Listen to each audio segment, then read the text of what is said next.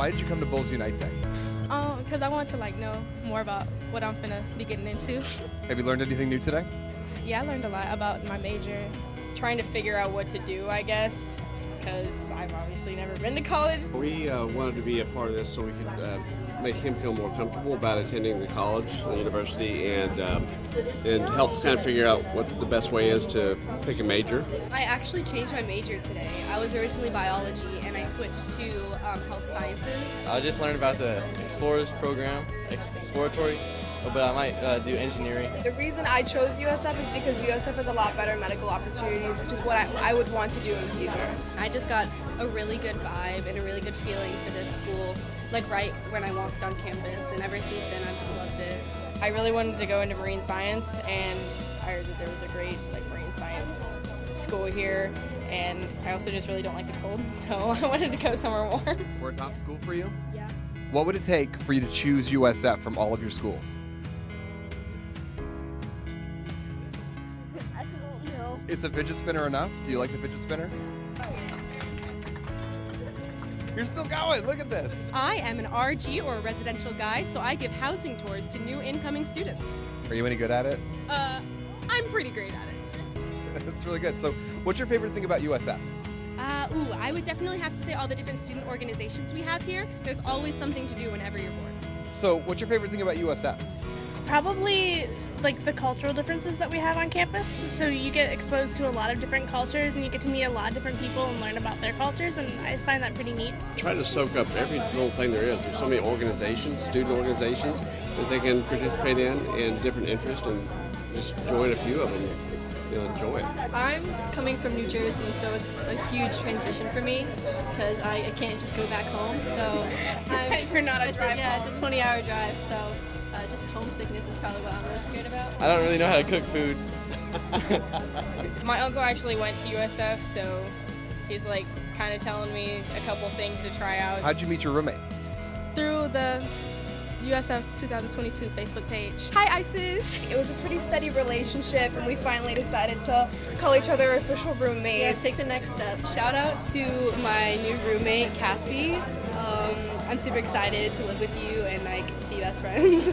Go Bulls. Go Bulls! Go Bulls. Go Bulls. Go Bulls! Go Bulls.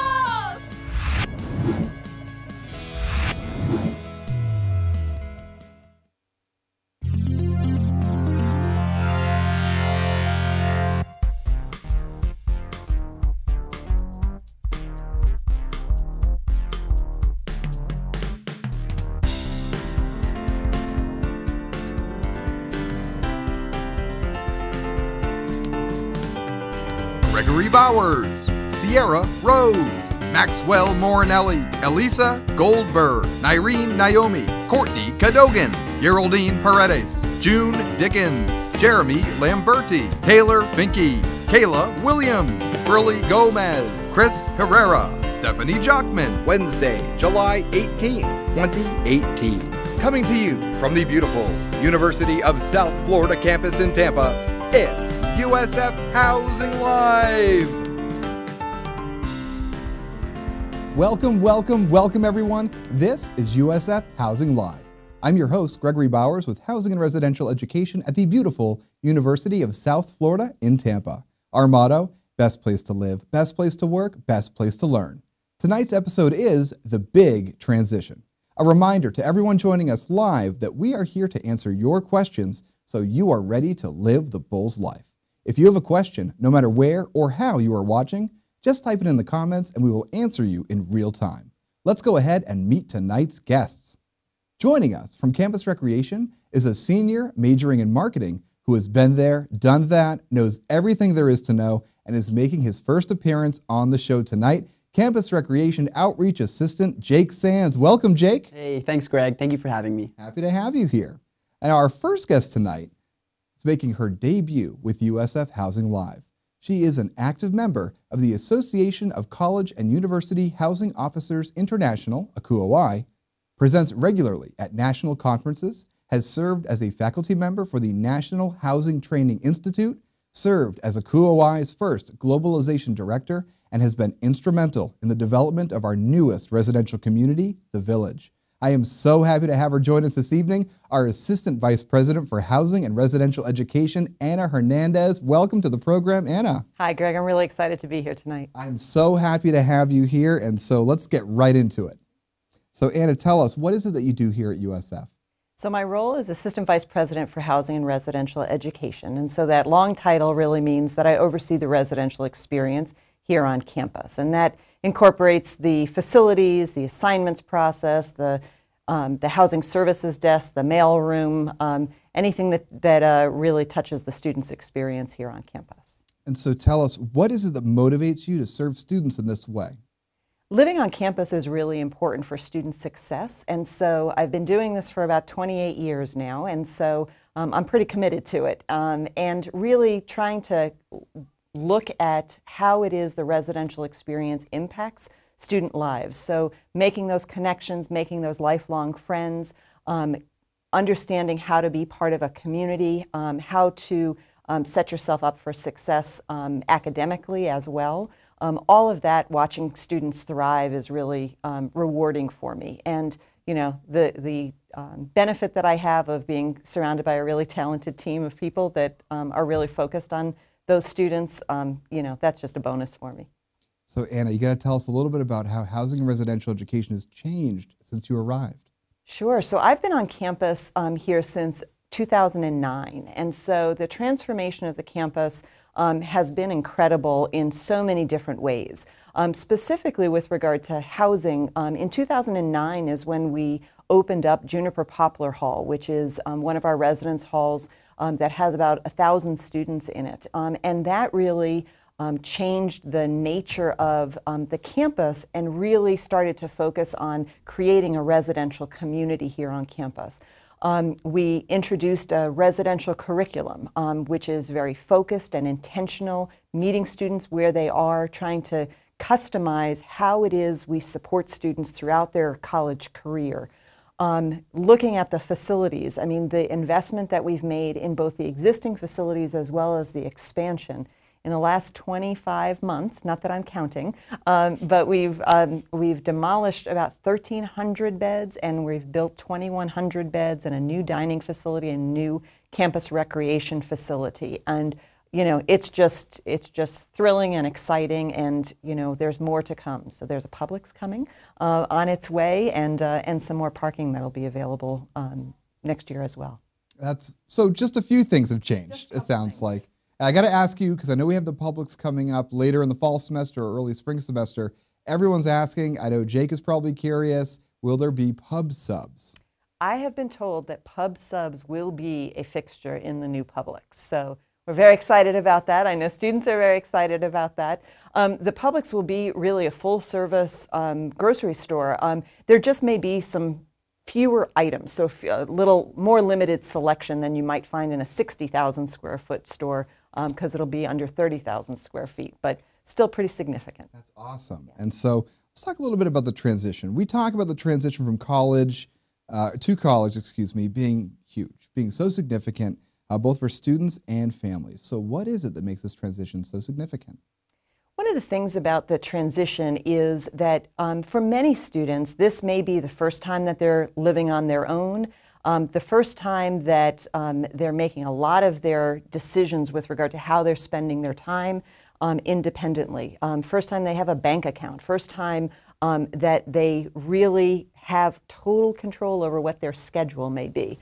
And there's also a transition for families, trying to understand what new roles and responsibilities are and how a college student may be different than a high school student with regard to the role in the family dynamic and sort of what that may mean. So it's a transition for the student, but it's also a transition for the parents. And I speak from personal experience, as my daughter is going to be heading off to a university in the fall as well. So now you are living the dream. You're going through the transition yourself. I am. So and I'm trying to figure out, you know, how much of it is my stuff and how much of it is her stuff. And so, you know, she is very excited and you know, thrilled about the new adventure, and you know, I am thrilled for her as well, but you know, she's going to be really far away and I'm going to miss her a lot, but you know, I have to take some comfort that, you know, we've spent 18 years raising her and given her a good foundation, and she's going to be successful, just like I think all of our USF Bulls that are coming in will be successful as well. Absolutely. Thank you for sharing that with us. Anna, how should students prepare themselves for the residential experience here at USF? So I think that they can prepare themselves before they arrive, as well as what they do in the first couple of months that they're here. So before they arrive, I would really encourage them to connect with their roommate, try to find out, what that looks like, and connecting in whatever way they would like, whether that's, the old-fashioned phone call and actually talk to the person, or whether you do that through social media or texting or whatever that may be. So, and it's got to be the student's choice, and so again, personal experience. So trying to navigate what that looks like. So really trying to make some of those connections so that move-in day isn't as shocking, right? There's some familiarity. I think that having some of those conversations also with your family or your guardians, or however you're going to be connected to your home, what does that look like? Because your parents or your guardians or your family may not know where you're going to be 24 hours a day. And so what can you do so that they don't freak out, right? So is that scheduling, every Sunday you're going to give them a call? You have some expectation with regard to when you're going to text them back, et cetera. So trying to understand those family dynamics. Don't pack too much. We're in Tampa. You can get a lot of things, so you don't have to bring everything you own into the space. Just bring those favorite things that you have and kind of navigate that. But be prepared for transition. There'll be new things. Get a job, join a club, try to find something that you did in high school that you really like, try to find something new that you've never thought you would even try, and really just engage on campus. That's really helpful. And also good to hear, it sounds like they don't need to bring a U-Haul to campus. And so I'm not going to judge you, but I will mention it if I catch you out there with the U-Haul folks. You don't need to bring that much stuff. Anna, thinking about the transition being more than just a moment, but more of that marathon over a long period of time, how can families best support their students in the days, weeks, and months that follow move-in day? I think that one of the things that families can do to help their students be successful is be available, be that sounding board, but also refrain as much as you can from solving your students' problems. So help the student identify the options that are available to them. It may be a conflict that they're going through. It may be a decision that they need to make. It may be that they're concerned if perhaps they didn't do so well on their first test. Trying to give them some perspective in that transition, I think, is good. But really support that it is a transition, right? Everything is going to build on everything else, and find some comfort that you're sending them to USF with a really solid foundation, and so they're going to make good decisions. They made good decisions when they were under your roof, and so they're going to make some good decisions as they go forward. That's really helpful. Thank you very much, Anna. Pleasure. We've got some questions that have come in and some shout outs, so let's check in on what's come in from online. Sydney has a shout out to Sierra, the best director. So it's a shout out for you. Gary said, "Go Bulls." Hey, go Bulls, Gary. And so Suzanne asked, "Can I buy gift cards for my student for Starbucks, Moe's, Panda Express, Pollo Tropical? The restaurants, do they accept those on campus? I've been told I cannot use gift cards." That is, I believe, true. The gift cards will not apply on campus. Am I correct with that, Anna? That is true, but the alternative is to put dining dollars on the student's account, because those are accepted throughout the campus, and we actually have a brand new Starbucks and a new BurgerFi that's going to be coming as part of the village. And so, you'll be on your student's good side if you put some money on their dining dollars or their bull bucks, whatever it is that you choose. Excellent. So folks, just get out there, Google USF dining dollars, take you right to the website where you can go ahead and do that. Suzanne also asked, do you recommend paper plates or dishes for suite style rooms? Also, should they get microwaves for rooms? Is it necessary? So the paper plates versus sort of china plates or plastic plates really depends on your students' diligence with regard to cleanliness. So if it is that you think that your student is going to clean the dishes after they use them, then great. Then you don't have to spend the money on paper plates. If you have any hesitation, paper plates are the way to go. That's very helpful. And microwaves is the other question. So Microwaves. Does everyone need to bring a microwave for their space? That would be a great conversation to have with your roommate, because I don't think that you need two microwaves, but if you want the convenience of having a microwave in your actual individual room, many students bring microwaves and mini refrigerators, and so sometimes that's a great convenience. But there are also microwaves that are available in the common kitchens that are certainly accessible to all students. All right, thank you. So you heard it here, folks. You don't need to bring 2, 3, 4 of everything. Share those microwaves, mini fridges, printers, another thing that you can share. Talk with your roommates and prepare before you get here. So keep those questions coming, folks. It is time for us to take a short break, but don't go anywhere. This video is about parent and family programs. Stick around. We will be right back with more USF Housing Live right after this. Hey Bulls! Catch up on episodes you may have missed and see what's coming up by visiting usf.edu/housing. Select About Us, then USF Housing Live. Choose an episode and get ready to live the Bulls life. Hi, I'm Jessica Fitzgerald and I serve in the Office of Parent Family Programs. So we are the home on campus for family members of USF students. We support them through the transition of their students into the institution by providing resources for them, education on campus events that are happening or that resources that their students connect to, and then we also get to host fun events for family members. So our first one is the welcome reception, and then our kind of signature event of the year is Family and Friends Weekend. I think my advice for them really would be to be confident that their student has chosen a really great institution to call home for their college experience, and for the students just to be vulnerable and go out to events to meet other students. One thing that we tell families and students is if they can really stay on campus for that first 90 days, that helps them to really acclimate to their campus community here. So a couple different ways that they can get in touch with us. We have a family email account, which is family@usf.edu. They can also find us through our website, usf.edu/families. They can also call at any time, and our phone number is 813-974-2896. We also have a pretty active Facebook group that's private for family members that they can join. Go Bulls!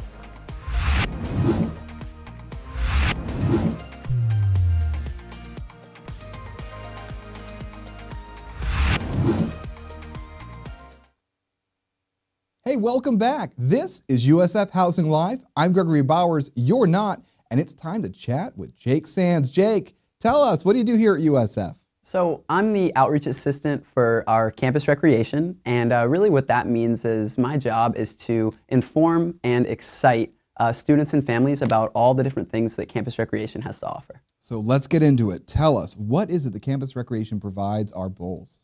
Wow, so all in that is that's a huge question. The first thing that comes to mind is a family away from family. Kind of what Anna was saying is that the biggest thing about a transition is once you get dropped off on campus and your parents leave and you were spending that few hours together saying your goodbyes, is that you're alone. Students, as a freshman, you don't really understand that we're all one community. We are all Bulls. That takes a couple of years to develop, but our campus recreation is your family away from family. Everyone wants to see you grow. Everyone wants to see you strive and just be better than when you were when you first walked in. So what are some of the most commonly used services and some of the most popular activities with campus recreation? All in all, that's a huge question again. I mean, there's really so much that campus recreation encompasses. We have 3 facilities, first and foremost. Our Campus Recreation Center is kind of like our mothership. That's, the destroyer, and that has all of our things from, outdoor recreation. We have a huge pool in there. You could swim laps, you have free swim in there. There's 2 basketball courts. There is a huge top floor that has a bunch of cardio equipment, and then the bottom floor is for weights and whatnot. There's racquetball courts, there's squash courts. There's literally so much to do. And along with our 2 satellite facilities that we kind of recently have expanded into, it's some of the same things. Basically, classes and cardio equipment, weight training equipment. There's a pool at the Fit that is 0 entry, so it's really about luxury and just kind of hanging out, getting a tan. So how can a student get involved with all of this stuff? So one of the biggest things for involvement in campus recreation is registration. We have so many activities and different programs planned throughout every single one of the semesters that all you have to do is go to usf.edu/campusrec, and you can find probably 5 to 6 calendars of just different activities and things to do, along with instructions on how to register for each one of those events, so that you can get your slot, you can get your confirmation email, and you can show up and just participate. Now, how much students pay to access campus rec services? So this one's for the parents out there. This is free. This is paid for by student fees and our wonderful student government. Campus recreation is your gym membership. This is for you. This is what your students' fees paid for. There are no added fees besides our one-on-one personal training. And if you ever wanted to do any adventure trips or maybe go kayaking, bioluminescent kayaking for $45. Bioluminescent kayaking. Yeah. Could you take me through that, please? Okay, so I could go into this really long thing and explain to you the biology of how there's these small tiny creatures that glow in the water and whatnot, but it happens a few times a year. And basically, with our outdoor recreation, we have Riverfront Park, and there is just an awesome place where you can kayak, you can paddleboard, you have a ropes course, but we also have adventure trips with our outdoor recreation where you can go to, I think it's the 18th of August, and you can go to Titusville to go bioluminescent kayaking. So it's really fun, it's at nighttime, and it's an awesome experience. That sounds really cool.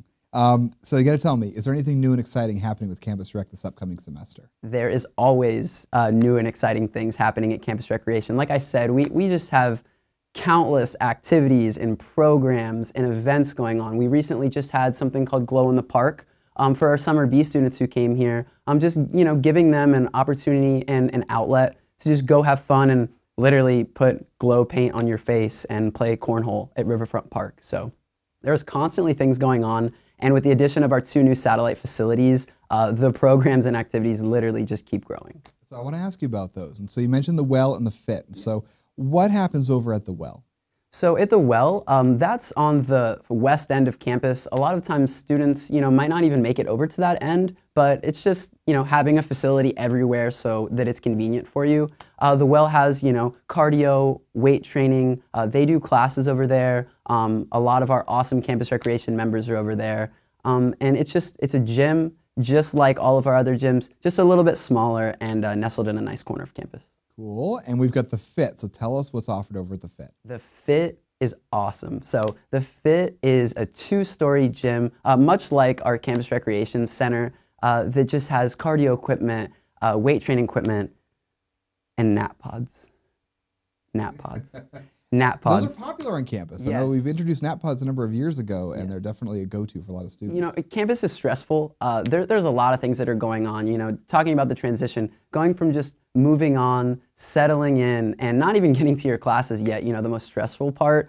We basically see campus recreation and in both of those facilities as a way to just give students an outlet to de-stress, to do something other than, a productive measure towards education, just something to do when you don't want to be in your housing facility, or maybe you aren't in class or anything. So you can nap, you can work out, you can go in the pool at the Fit that I didn't mention that is 0 entry. So it's more about luxury rather than laps, if that's what you're about. Cool, I like it. And so the 0 entry pool is just like the beach. You can just kind of inch in or just sun by the pool. I know a lot of students like to do that at the Fit. Shameless plug, folks. The Fit's located in the Village. 3 new halls opening this fall. Make sure you are living here on campus, and we do have space available in the Village still, so you can go to usf.edu/housing and start your housing application right there from our homepage. And so, Jake, you got to tell me, what other stuff is going on in these campus rec facilities outside of the cardio and strength training? Yeah, so what I want to break into a little more is that campus recreation isn't just about, getting your muscles stronger or, just going and having an outlet kind of for mental stability. It's also a place where, say you played sports in high school or, maybe in middle school, or you want to play sports in college that you've never played before. We have intramural sports, which is awesome, kind of taking the competitive drive out of sports and just giving you something to do, a fun way to participate and meet people. And then we have our sports clubs. So, say you every single night at 6 p.m., for 10 years you played football and you were really into it in high school, but you didn't necessarily want to continue that into, a D1 college, or maybe you couldn't. Sports clubs are an awesome way that you can compete and you can practice, routine, and you can actually travel and play those sports. Along with that, we have our outdoor recreation, which is comprised of our riverfront park, where you can kayak, you can paddleboard, like I mentioned before, you can use the ropes course, and you can go on our adventure trips, which are top-notch, one of the most amazing things I think that you can do on campus as a whole. So you pay a small, flat price, and you can go anywhere from Peru to, like I said, bioluminescent kayaking in Titusville, just 45 an hour away. That's really cool. Probably one of the coolest things I hear about on campus is just anything called an adventure trip. I think everyone wants to get involved with, and so that's really, really cool. We got some things that just came in online here. Gladys said hi and go Bulls. Hey, go Bulls, Gladys. Gladys then asked, will I be able to speak to my roommate before I start my spring term? That sounds like a question for Anna. Before you start your spring term. And so, and really this is in general, before a student arrives on campus, will they be able to speak with their roommate? Yeah, so that is really up to the individual students to make those connections, however that looks like. So if you know who your roommate is, I would say if you haven't heard from them already, then why don't you be the one that reaches out and tries to make those connections with them. So. Excellent. Yeah, and so folks know if you are looking to see who your roommate is, go to usf.edu/housing, select Housing Portal, then Profile Information, and then you'll see Future Housing Assignment. Click on that and you will see your future housing assignments and information for any roommates, but it is possible for a roommate to keep their information private. And so in those situations, you would not be able to reach out, but almost everyone makes that information available. And if you haven't heard from your roommates, you might be someone who selected that privacy setting. You can change that in the housing portal so other people can find you and get in touch with you before you arrive here on campus. So Jake, I got one last question for you. We were talking about the transition. What was it that helped you most to adjust to the college environment? So I'm biased on this, and I feel like most kind of know my answer already, working at Campus Recreation. But as I said before, I think the thing that helped me ease in was Campus Recreation and just having a place to go that wasn't my housing facility, or maybe wasn't the dining hall that I'd stuffed 3 meals down already. A place where I could just go and play basketball, maybe a little pickup game, or just work out. I think Campus Recreation was a very awesome family to have away from my family when I first got here. And without it, I really don't know what I would have done because there's just so much to do. Well, thank you. Thank you both very much. And so, folks, we got some announcements for you. Let's get into it. Hey, will you be living the Bulls life in the fall? Are you not sure yet? Make the decision. You want to join us. Remember, we're still accepting housing applications. You can find a suite, traditional, or apartment-style space on campus, but they won't last forever. Visit usf.edu/housing. Select housing application, then application process to get started securing campus housing for the fall. We want you to live the Bulls life and get the most out of your USF experience. A reminder from Hillsborough County Supervisor of Elections Craig Latimer, the deadline to register to vote for the August 28th primary election is July 30th. You can register to vote in minutes by visiting votehillsborough.org. Well, that is just about all the time we have. But before we go, I want to remind you that USF Housing Live airs every Wednesday at 7 p.m. Eastern Time. Join us for our next episode, Bulls Unite, on Wednesday, July 25th. That's next week. You can watch at facebook.com/USF Housing, the USF Class of 2022 Facebook group, or in full 1080p high definition at youtube.com/USF Housing. USF Housing Live is produced by Housing and Residential Education at the University of South Florida in Tampa. Our motto, best place to live, best place to work, best place to learn. Thank you to tonight's guests, Ana Hernandez and Jake Sanz, for joining me this evening. Thank you to our production crew, to you, our viewers, and of course, there is always just one last thing. Go Bulls! Good night, everyone!